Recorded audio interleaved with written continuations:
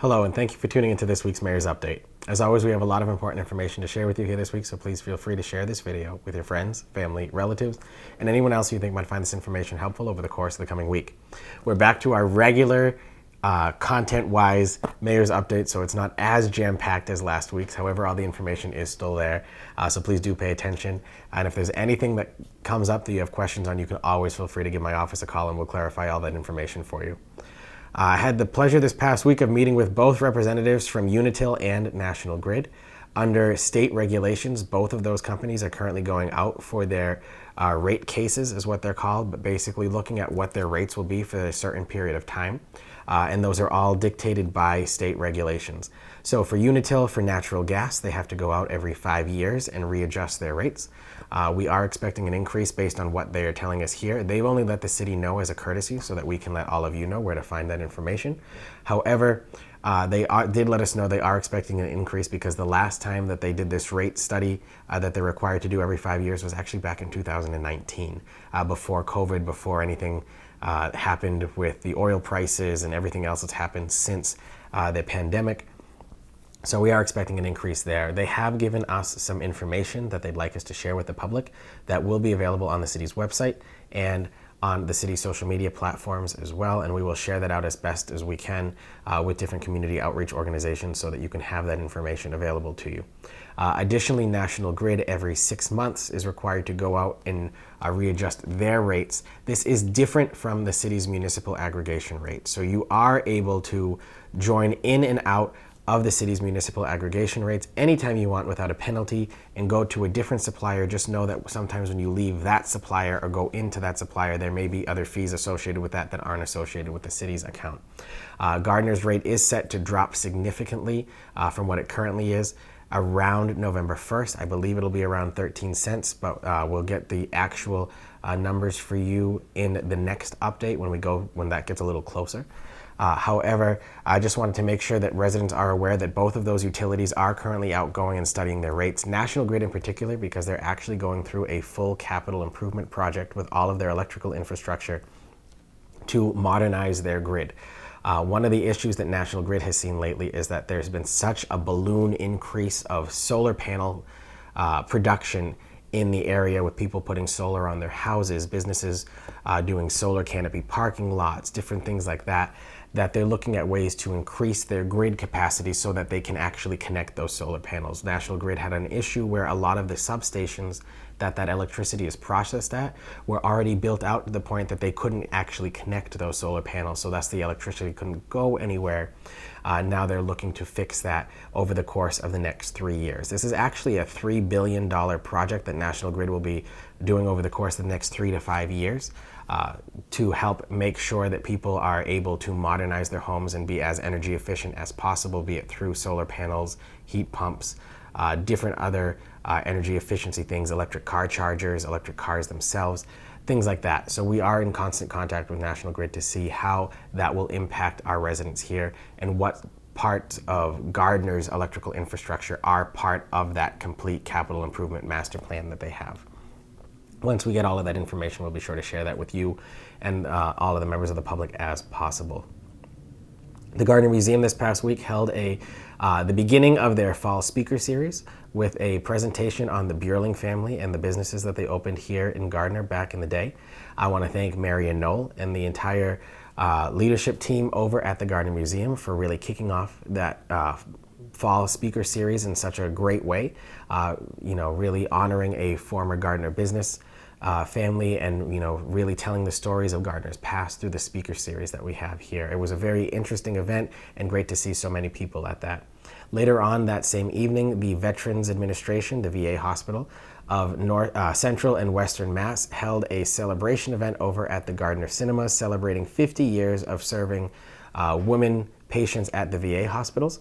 This was done with a special charity showing of the Barbie movie. So thank you very much to Lynette Gabrilla, our veterans agent here in Gardner, and all of our community partners over at the VA for really continuing to work in this area to help our veterans get the benefits they need, the medical attention that they are looking for, and really serving our veterans after they've served our country during their time in the military. Work is continuing over at Waterford Street School. We are continuing the work to convert that building into the community center that we've planned for quite some time. There is some work that we can still get done over there, even though we are working with the Commonwealth right now to remove the Article 97 restrictions that are in there.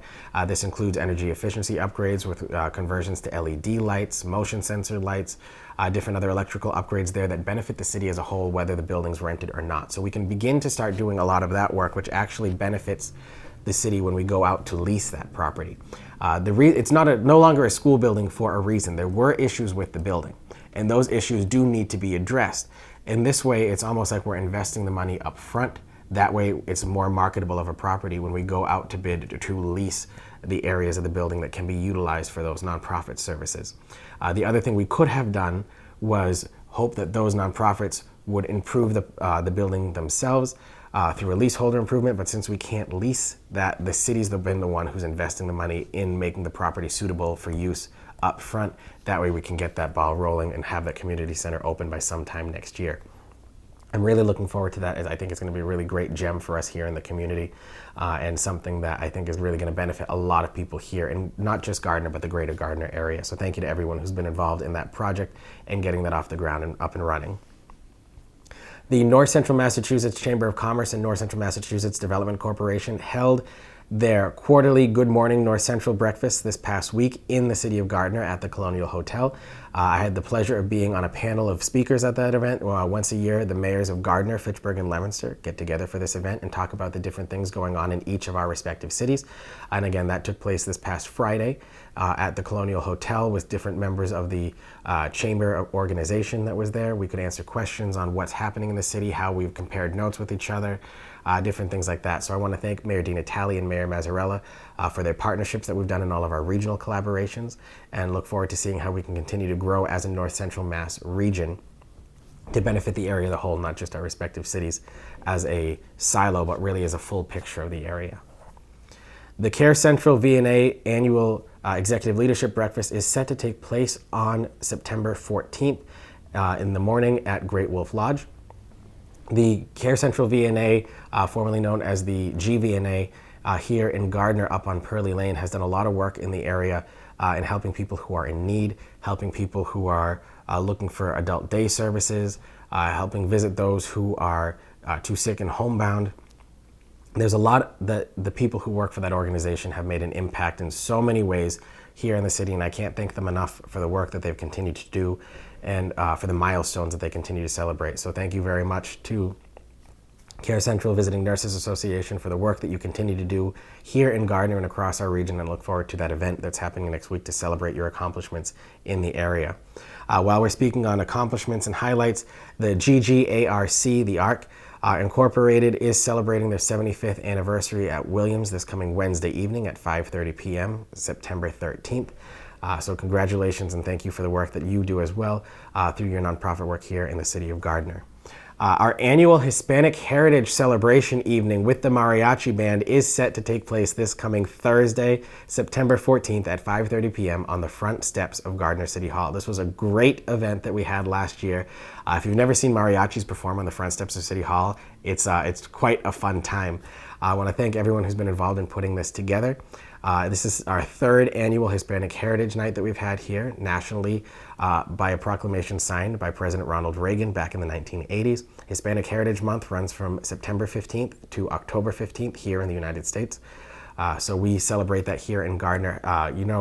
Our population is actually growing, particularly with those who don't speak English at home. Our students who speak Spanish make up about a quarter of our students in our schools, if not a third by this point.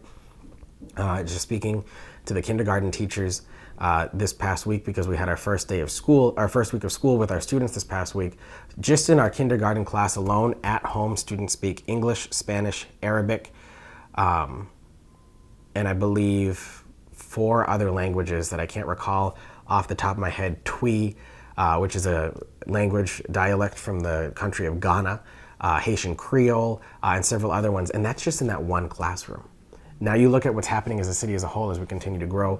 It's really nice to be able to celebrate the mosaic that the city's becoming and the different cultures and heritages that have been here. Gardner's always had a rich culture from other parts of the world, be it the French, the Canadians, the Polish, the Irish, and now we're adding to that mosaic that's there. So thank you to everyone who's helped put the Hispanic Heritage Month night together for, again, this coming Thursday, September 14th at 5:30 p.m. The city clerk has announced the final election schedule and dates for the upcoming October 10th preliminary election here in the city of Gardner. Now, the only offices that will have candidates on the ballot for that preliminary election are the offices of mayor and school committee.